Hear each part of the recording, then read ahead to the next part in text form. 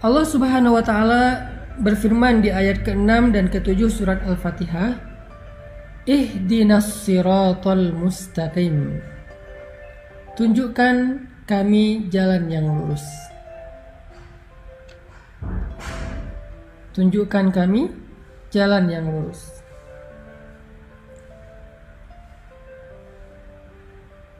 Saya menyampaikan di pertemuan sebelumnya bahwa surat Al-Fatihah itu adalah Ummul Quran.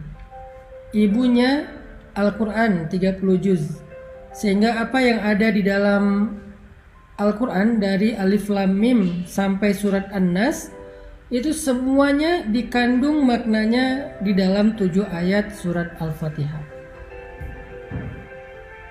Semuanya dikandung di dalam 7 ayat surat Al-Fatihah. Jadi dia 7 ayat tetapi ada di dalam sekian ribu ayat Al-Quran. Makanya disebut dengan Ummul Quran atau disebut juga dengan As-Sab'ul Mathani, 7 ayat yang diulang-ulang.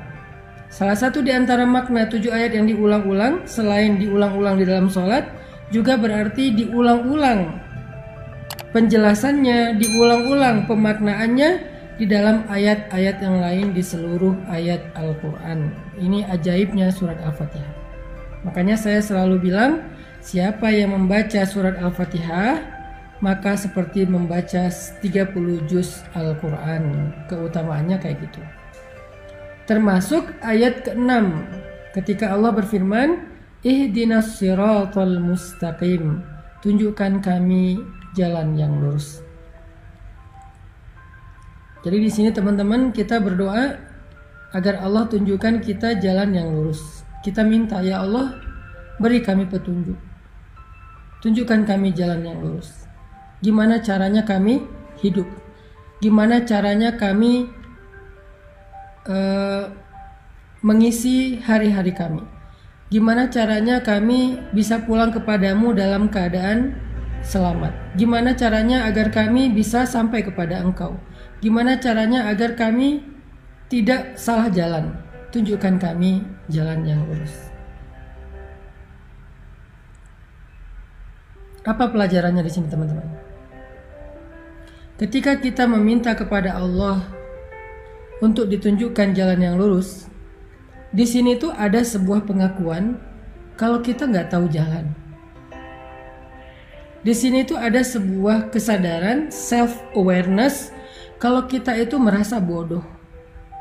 Kalau kita tuh merasa nggak tahu apa-apa, Allah lebih tahu, Allah lebih berilmu, Allah lebih maha mengerti, Allah lebih bijaksana. Kita tuh bodoh, awam, nggak tahu apa-apa. Di sini sebuah iktiraf, sebuah pengakuan.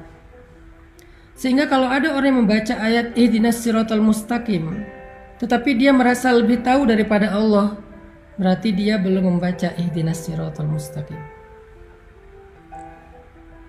Apapun bidang ilmu yang kita kuasai, kita tuh bodoh, teman-teman. Apapun keahlian kita, kita tuh awam. Jangan ketika kita diberikan sedikit ilmu oleh Allah, menjadi seorang saintis, menjadi seorang dokter ahli, menjadi seorang profesor, menjadi seorang konsultan dan seterusnya, kita merasa lebih tahu daripada Allah. Itu enggak ihdinas siratal mustaqim. Ketika kita menjadi seorang desainer, kita merasa lebih tahu fashion pakaian yang lebih baik daripada fashion style yang Allah udah jelaskan di dalam Al-Quran. Itu enggak ihdinas siratal mustaqim.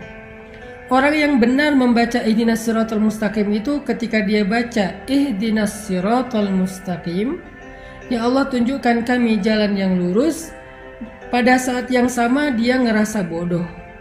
Dia ngerasa nggak tahu apa-apa.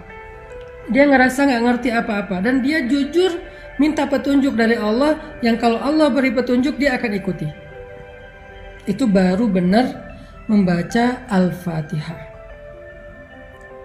Itu baru benar membaca Ihdinas siratal mustaqim.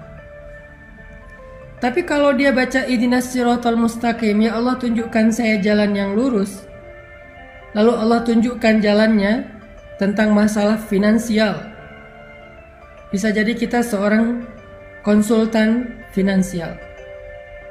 Bisa jadi kita seorang ahli ekonomi. Bisa jadi kita seorang bankir. Bisa jadi kita seorang misalnya trader yang main saham dan seterusnya. Kita baca ihdinas siratal mustaqim, lalu Allah tunjukkan petunjuk. Allah tunjukkan jalan yang benar dalam masalah finansial. Salah satunya adalah janganlah kamu makan dari hasil riba. Janganlah kamu mempraktekkan riba. Terus kita bilang, wah ini sistem sebetulnya sehat buat ekonomi kita. Sebetulnya sistem riba itu nggak murni bermasalah sih, secara finansial tuh bagus, asalkan kita bijak mengelolanya dan segala macam. Berarti kita belum membaca ihdinas siratal mustaqim. Berarti kita belum benar-benar menyadari kalau kita tuh bodoh, Allah lebih tahu. Rabbi, ana jahilun wa anta alimun. Ya Rabbi, saya itu bodoh dan Engkau maha tahu. Makanya saya bertanya kepadamu, makanya saya meminta kepadamu, ihdinas siratal mustaqim. Kalau kita bertanya kepada seseorang, terus kita membantah, kira-kira apa pendapat orang tentang itu? Berarti kita nggak bertanya, kita sok tahu, atau kita mengetes dia, atau kita keras kepala dan seterusnya. Makanya kalau kita baca ihdinas siratal mustaqim yang benar, haqqut tilawah, kita mulai dengan self awareness. Kita mulai dengan kesadaran tau'iyah, wa'yun nafs, kesadaran diri. Kita mulai dengan iktiraf, pengakuan bahwa kita bodoh, Allah maha bijaksana, Allah maha tahu. Makanya kita minta kepada Allah. Makanya kita bertanya kepada Allah. Makanya kita memohon kepada Allah, ihdinas siratal mustaqim. Ya Allah, tunjukkan kami jalan yang lurus.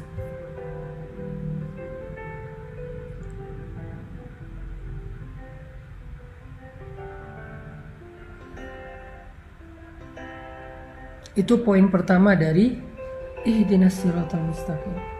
Begitu juga nanti kasus-kasus yang lain dalam kehidupan kita, tentang parenting, tentang fatherhood, tentang super mom, tentang ibu, tentang ayah, tentang orang tua kepada anak harusnya kayak gimana. Allah udah ngasih kita beberapa guidance cara mendidik anak yang paling baik.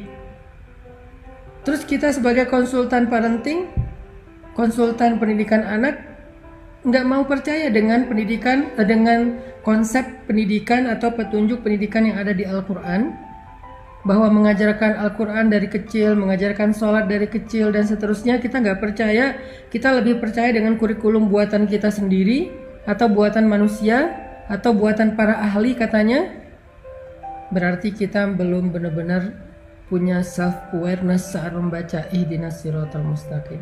Apapun tentang kehidupan kita, Allah lebih mengerti daripada kita.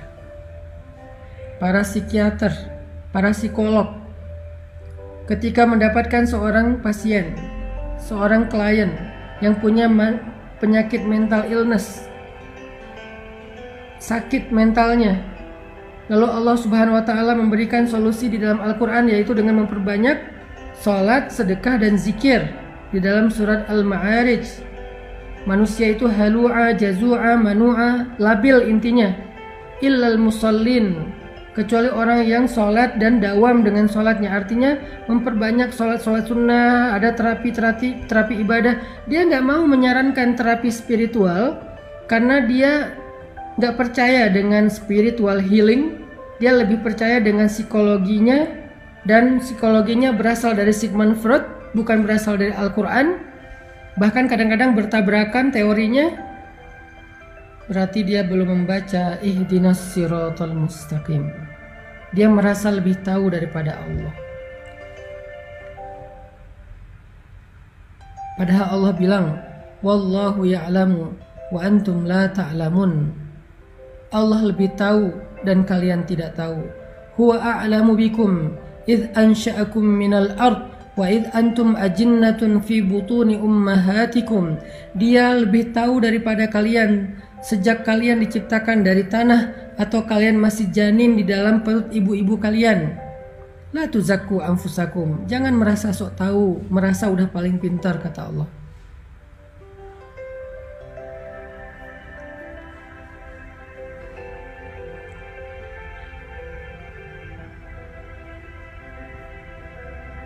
Jadi poin inti dari ihdinas siratal mustaqim yang pertama adalah kita membaca kalimat doa ini, membaca ayat ini sambil membangun wa'yun nafs, membangun self awareness, kesadaran dalam diri kita. Kesadaran tentang apa? Nahnu juhala wallahu alimun. Kita ini jahil, kita ini bodoh, dan Allah itu maha tahu. Kita baca ayat ini, baca doa ini dengan sebuah iktiraf, dengan sebuah pengakuan, dengan sebuah keyakinan bahwa kita itu butuh Allah untuk menunjukkan jalan hidup kita. Sehingga nggak boleh kita merasa lebih tahu dari Allah.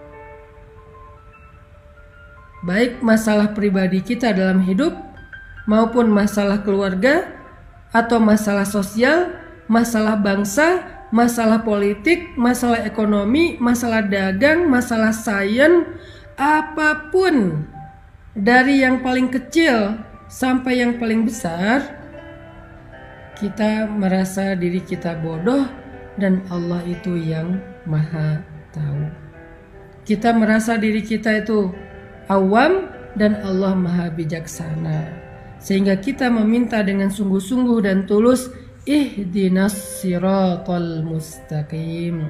Ya Allah, tunjukkan saya jalan yang lurus, tunjukkan saya jalan untuk mendapatkan jodoh yang Engkau ridhoi. Kata Allah, la taqrabuz zina, jangan pacaran.